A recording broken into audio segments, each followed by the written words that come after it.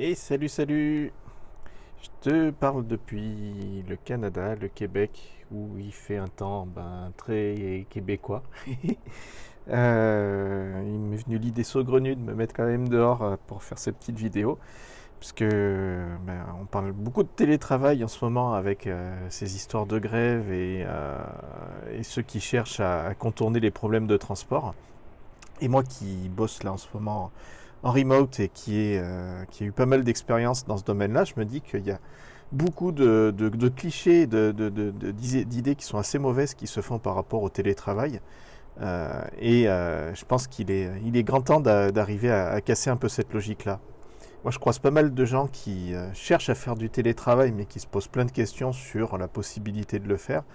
Est-ce qu'ils vont pas se retrouver à glander dans leur canapé? Est-ce qu'ils vont pas se retrouver à louper des informations cruciales? Puis de l'autre côté, il y a des entreprises qui ont fait leur boulot, qui ont cherché à mettre en place du télétravail et qui souvent se sont retrouvés en position d'échec parce que ça n'a pas bien fonctionné avec des salariés qui étaient en télétravail, qui bossaient à distance et pas dans le reste de l'équipe, et qui se retrouvaient en fait isolés, où il y a eu des problèmes d'incompréhension, de productivité. Et, euh, et je trouve que vraiment avec cette histoire de télétravail, il y a plein de choses qui se font assez mal et qui amènent un petit peu comme on dit, à jeter le bébé avec l'eau du bain, c'est-à-dire à faire en sorte que le télétravail soit perçu comme quelque chose qui est difficile à mettre en place, alors qu'il y a plein de solutions pour arriver à le mettre en place de manière plus intelligente. Ça m'est arrivé dans différents contextes professionnels d'avoir à gérer ça, soit en tant que télétravailleur, soit en tant que conduite d'équipe qui était en télétravail.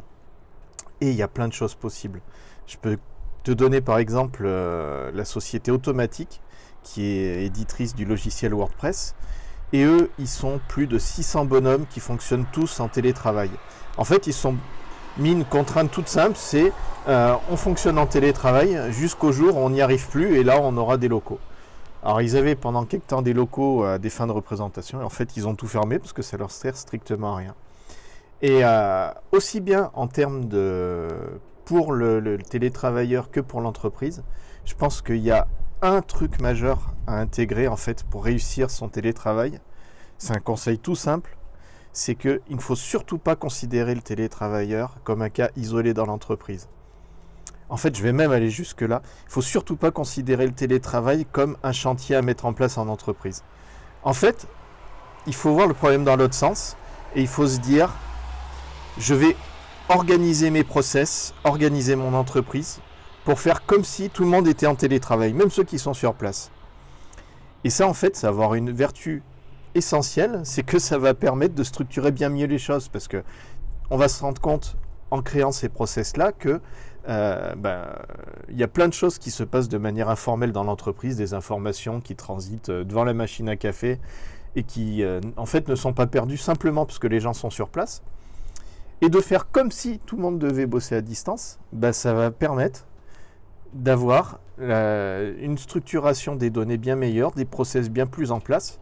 Et en fait, après le télétravail, ça va devenir simplement une conséquence de ça, et une conséquence très simple, qui est que si tous les process sont faits pour que tout le monde fonctionne en télétravail, même ceux qui sont sur place, ça devient très facile de fonctionner en télétravail, tout simplement.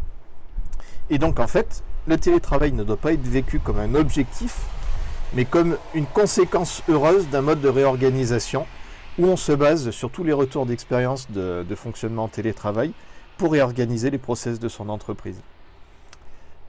Alors, ce conseil étant dit, je pense qu'il y a pas mal de gens qui ont besoin de plus d'accompagnement, de plus de rentrer dans le concret pour arriver à faire en place des choses.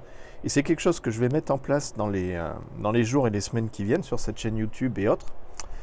Déjà d'une part pour aider les gens qui veulent fonctionner en télétravail à trouver les bonnes astuces pour se lancer et ne pas le faire dans la galère mais de manière un peu sereine. Et puis pour les entreprises, pour les aider à effectuer cette migration qui, je ne veux pas rentrer dans les clichés, mais c'est essentiel. Il y a tellement de choses qui font dire aujourd'hui que le télétravail devient une composante qu'il est impératif de prendre en compte dans son entreprise. Et si en plus, comme je viens de l'expliquer tout à l'heure, on a le deuxième effet qui se coule, qui est qu'on se retrouve avec une organisation et des process bien meilleurs, je pense qu'il y a pas mal de choses à faire de manière constructive si on s'y prend dans le bon sens. Et je vais essayer de vous aider à ça dans des prochaines vidéos. À très bientôt, et puis essayez le télétravail, mais quand même pas sous la neige parce que ça caille un peu. Allez, ciao!